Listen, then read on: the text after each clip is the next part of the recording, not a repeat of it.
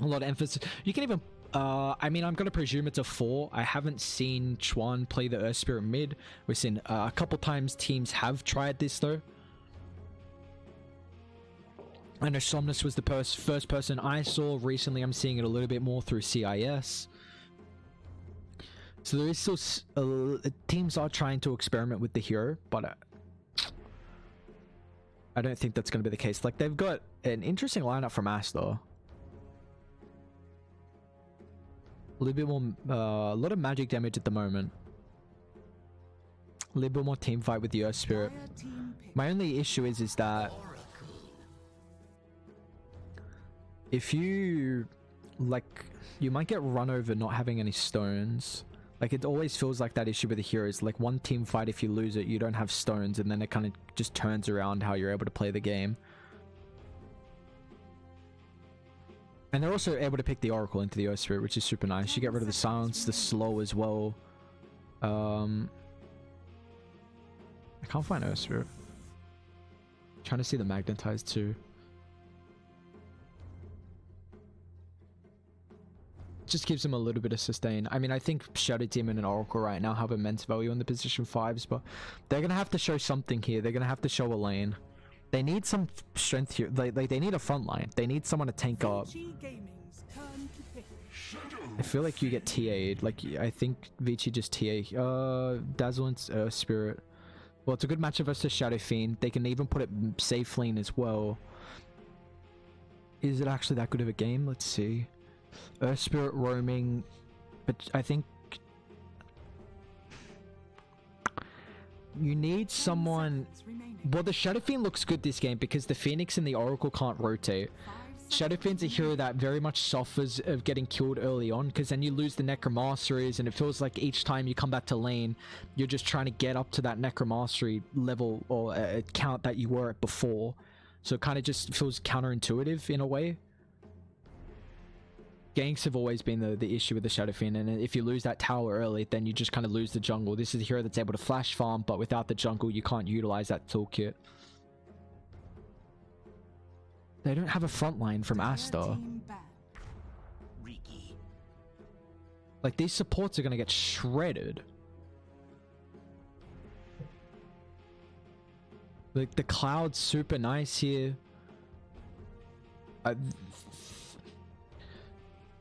Vici don't have last pick though, so they already see the mid matchup though in the Shadow Fiend.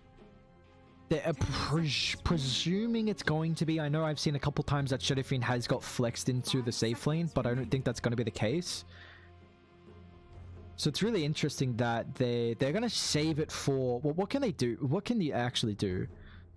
Earth Spirit 4. You put the Dazzle as a. I think it's a Dazzle. Fuck, I don't know.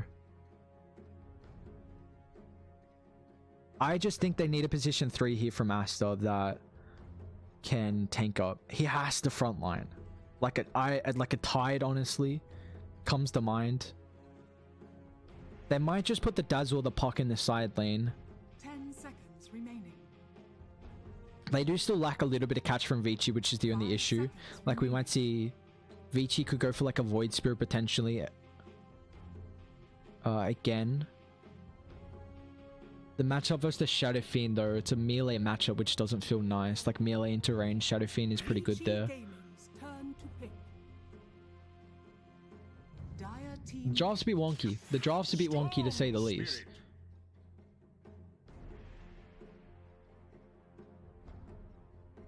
Well, it is a Storm into a Puck. Storm into Puck is not the greatest. You've got the Oracle though. I guess the Oracle protection's enough.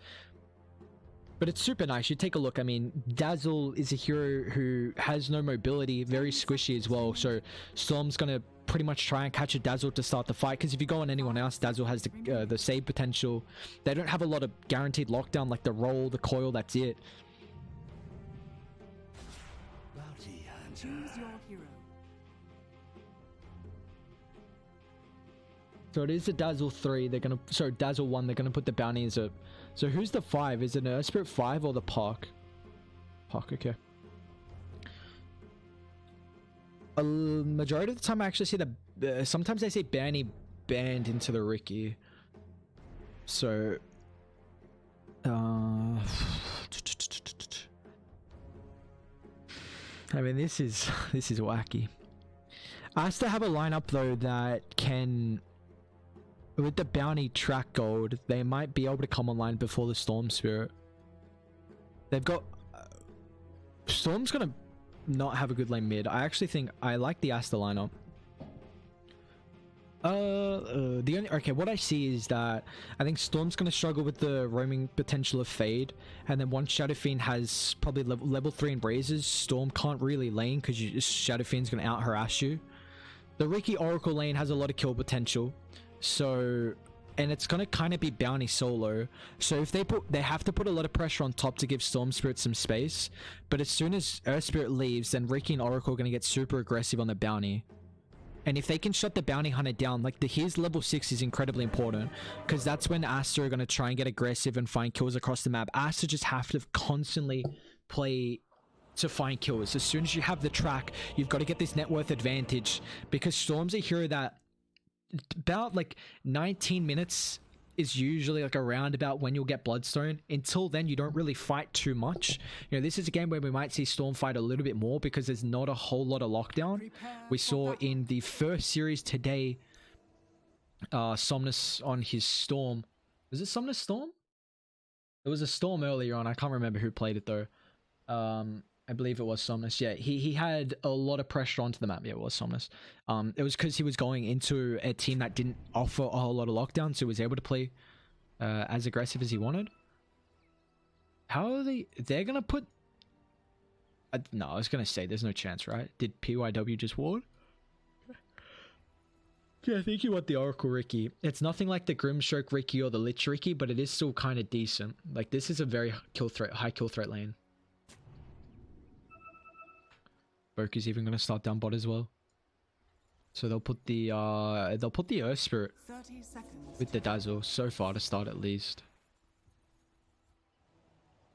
We could see some rotations come through though, but here we go, ladies and gentlemen. Vici Gaming looking to 2-0 the series off the back of the Storm, Ricky, but you know, Aster, they've got a more early game lineup.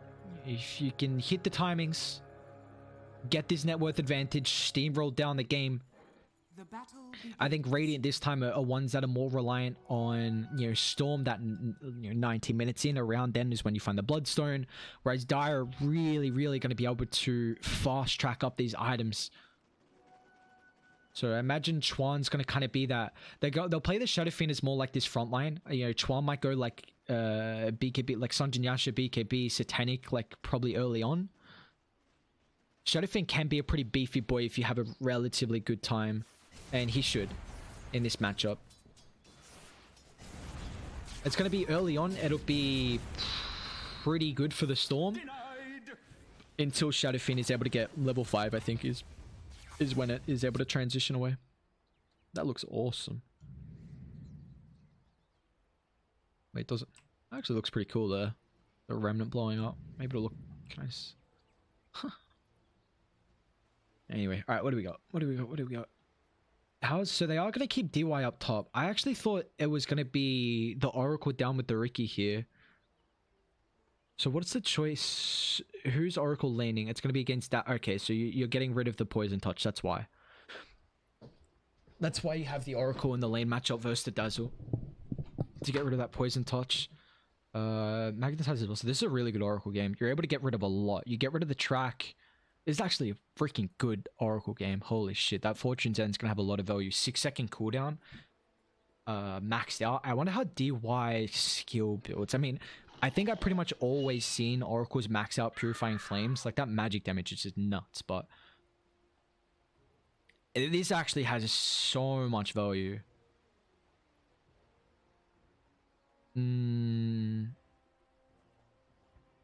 I don't think he does not max out Purifying Flames, but even then, we'll take a look though. Still considering. So Dire, they should have a relatively good time down bot. I don't think they're going to get pressured too much. I think Ricky actually might. Bounties gonna have a good time, I think, actually. Puck can kind of man fight a little bit. Actually not as much. What's the base damage difference? It's only 5. Hawk started with a headdress though, instead of PYW has boots. So Ricky does have really good base regen. You see 5 at the moment. But that, even Bounty's got super good HP regen. Wow, he's even got I guess he's got his own ring regen though. We played up with the headdress. That's gonna help out a little bit there. But even then, yeah, we'll have a reconnection. So short pause, back underway pretty shortly here. See how this one's actually going to be able to fare. I think we got a lot of Dota going on today as well. Feels like, oh dude, every day we got, I think all regions are going at the moment. China, Southeast Asia, yeah, NA, South America, yeah, we got all the regions going, which is awesome.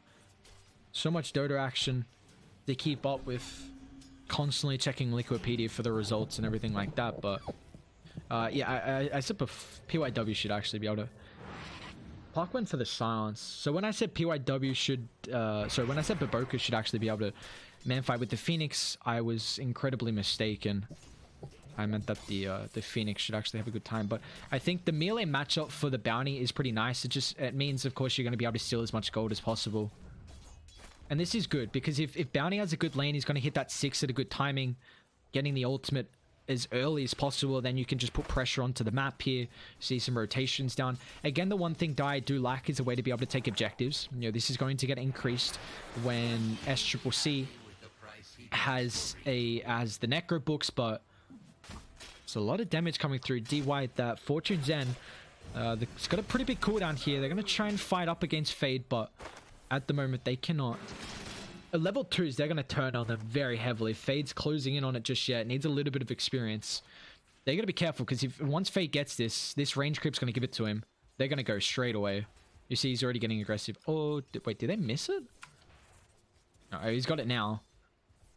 I'm actually surprised they didn't go. Never mind, I thought they would. They got everything. How? Oh, I just saw that in time. I saw it at the top. Chua finding first spot here. Nicely done. Just the thing about the Storm is that you don't have... The attack range is low, 480 compared to the 500. I mean, it's a 20 difference, but the more important thing, it's not the difference in attack range. It's that Storm, you have to be...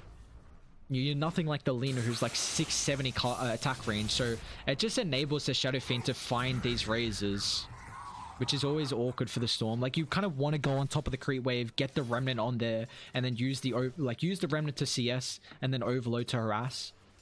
So unfortunately, it's a little bit awkward to be able to do this, but Storm's a hero that's going to be able to fall back to the jungle. Yeah, exactly like that. But you see, it just eats the raise there. So Storm's going to probably just play this out, go to the jungle next level, I imagine. It might even kind of shove out the lane and keep going back and forth here, so... Then we'll see that early kill much earlier than the game before, but they're going to get aggressive on Yank here. As the disrupt coming through, just going to be able to get rid that Fortune's End dispelling off. Just a little bit of disruption in that ability there. Kind of forces them back. It's mainly, I mean, the fact that it's getting rid of the slows, the poison touch is really awkward as well. It's a lot of their damage and chase potential, but yours. Fine. PYW is just going to get Tranks, okay. I didn't know if he was going to go back to the headdress, but trying to get aggressive on XXS here. They don't have any more Fire Spirits. Eurus does have the Blink Strike along with the Tricks of the Trade. XXS will end up falling. Eurus actually goes further underneath the tower, so he's still going to take a bunch of damage here. As we see top though, Yang going to try and trade up with Fade here. The Heal Bomb's going to come out, so Yang unable to find the kill on the Earth Spirit now. They'll have roll up in a couple of seconds. Do they want to dive? Fade will end up falling. The Vision, oh, it's enough. Keeping the right clicks going for SCCC to find a double kill. And in the meantime, mid lane, Ori, he's going to end up finding a solo kill on Chuan here. That's incredibly well done. What's on the... No, imagine if they sniped that. Oof, that'd be some disastrous stuff right there. But Ori's got the bottle now, so reset up. And that's a massive kill. We brought up that the Shadow Fiend, yeah, the reason why Shadow Fiend looks pretty good this game is because Vici don't have a lineup that's able to roam mid. Like, the supports can't really help out. But, I mean, I guess Ori doesn't need help. Just solo kills mid. Phoenix actually going to try here.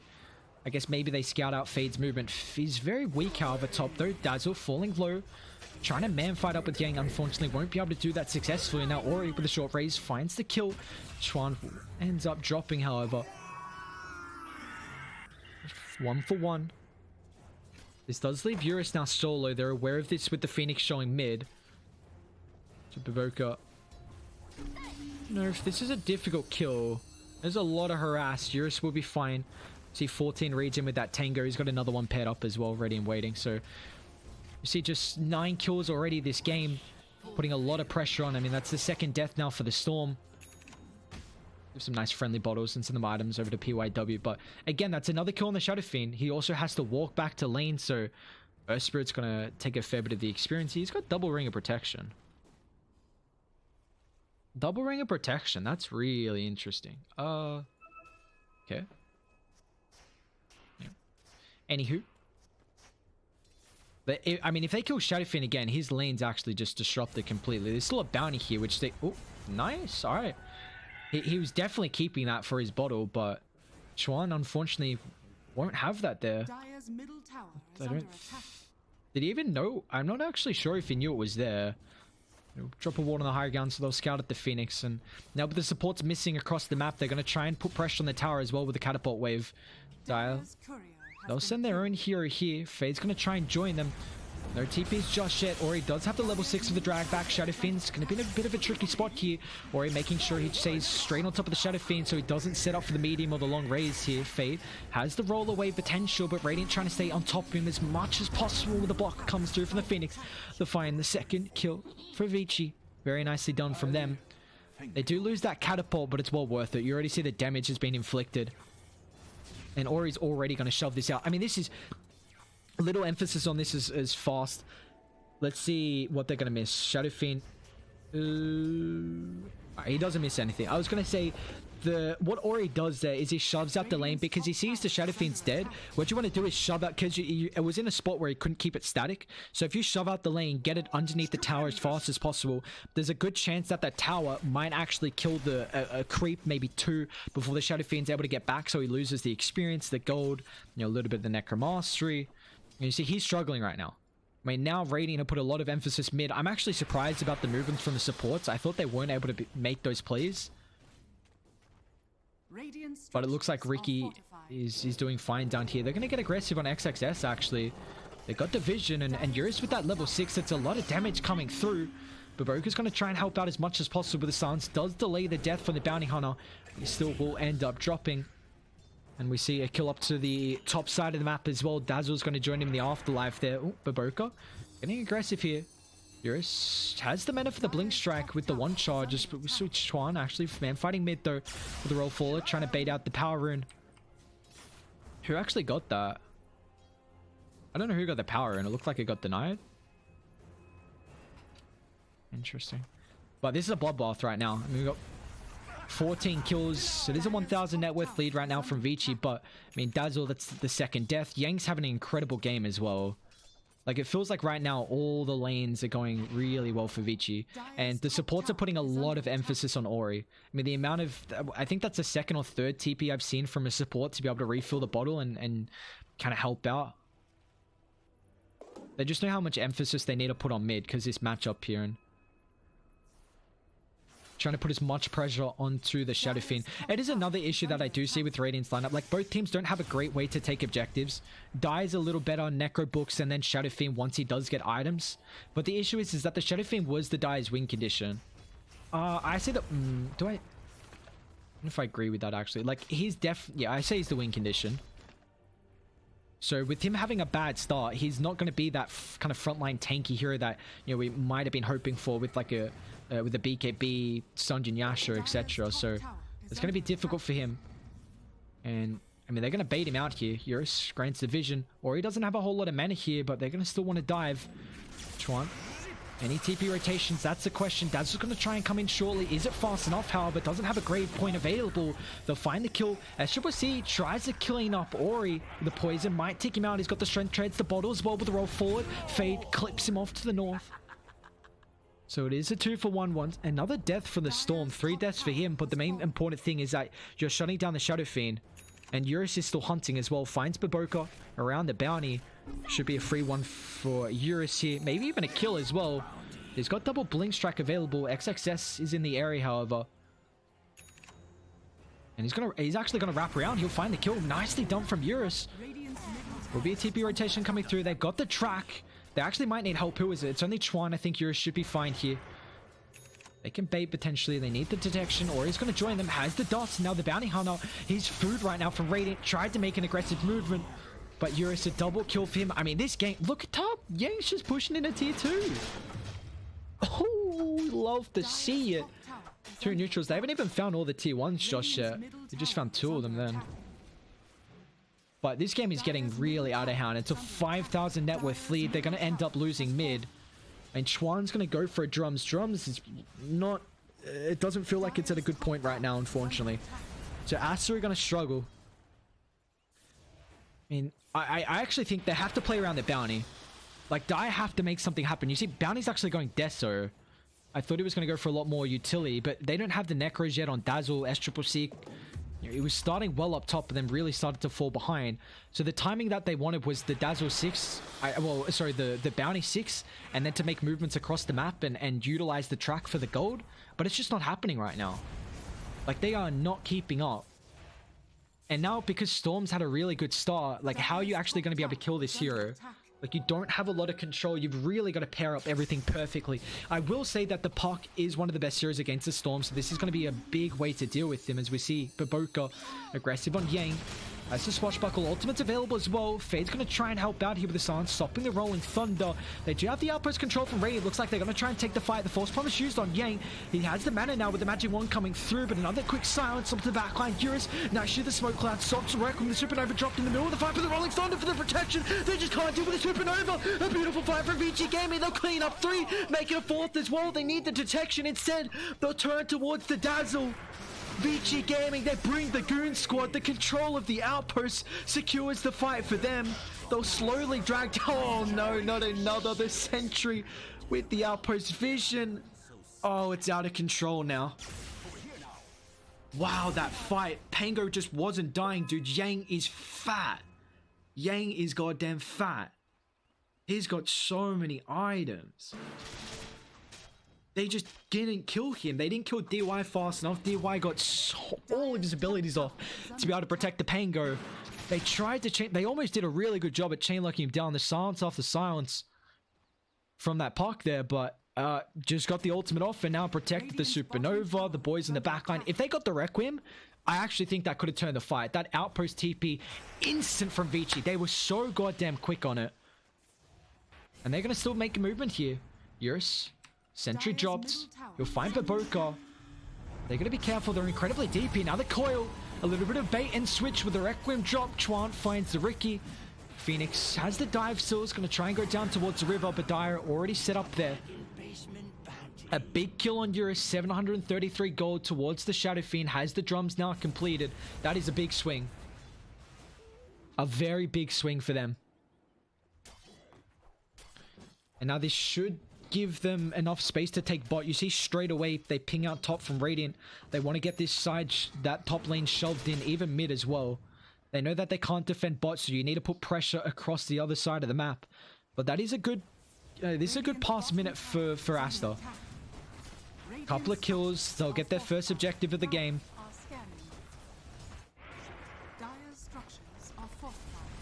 We'll see if they what else they can continue down here. Chuan's going to go for his BKB next. Okay. So they still slowly drop that net worth lead. Radiant dived a little bit too far there, getting aggressive. But Radiant, now this is that, now they want to play top. They don't want to go bot. It's either the Phoenix or the Pango to play down bot. So they'll control the northern side of the map here.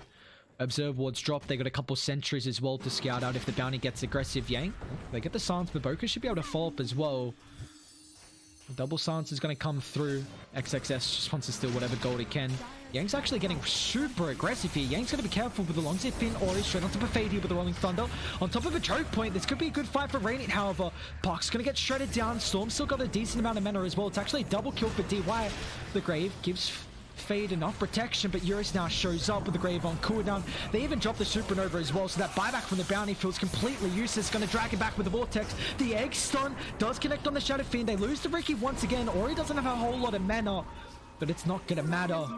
They'll find the Shadow Fiend, so that buyback really felt wasted from the Bounty Hunter, and our Fade's going to be under threat as well. Doesn't have... Oh, he's got a couple of remnants. Gotta be careful here. Long zip in once again. The mana coming from the Storm. Core's gonna get dropped. XXS, does he have the damage to be able to kill the Pango? The Sunray Cure from PYW, way too much. This could be a dieback, actually. Bounty? Oh, no. Oh, no. Dead for a long time here. We do see Ricky die once again, but...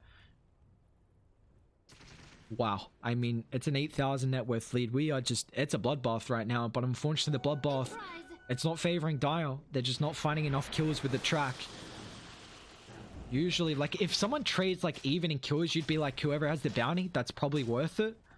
But it seems like they're not even getting tracks off, or I guess they're not even, you know, winning the trades anyway. They're still losing more heroes. They'll even be able to take a good old juicy stack as well. See, DY's helping out. DY's relatively farmed, actually. Again, he finds double. What has he got? He's got the Dragon Seal, okay. The minus summon's really nice this game, but... What a die I got as well. Still haven't found... still missing a couple of neutral items. It is early. I mean, just, what, 16:30 in? Or a minute 30 after the tier 3s.